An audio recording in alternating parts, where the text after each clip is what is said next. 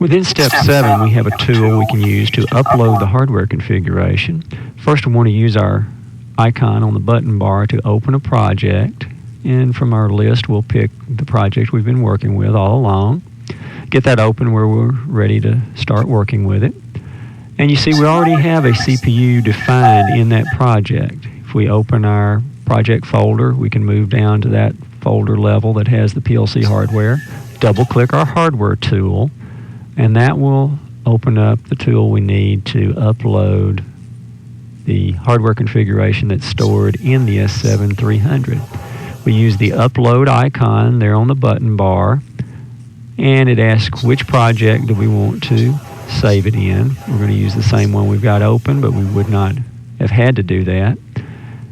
When we select that, it's going to ask which MPI node do we want to upload from, because there were 2 devices out there. We know it was address 2. If we didn't, we could have used the accessible nodes tool from back in Simatic Manager to see which one we were directly plugged into.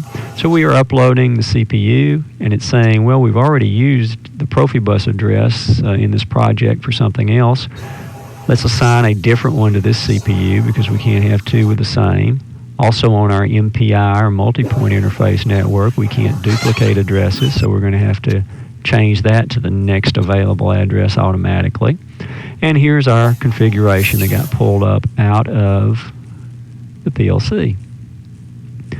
We see our local rack, and we also have the DP Profibus and the MicroMaster that's out there as a DP slave.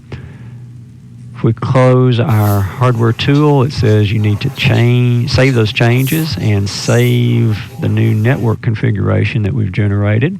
Compiles to check and make sure everything's valid, and then drops us back to our Simatic Manager. When we go back to Manager here, there's something we're going to notice right off, is that uploading hardware does not overwrite the existing view that we've got.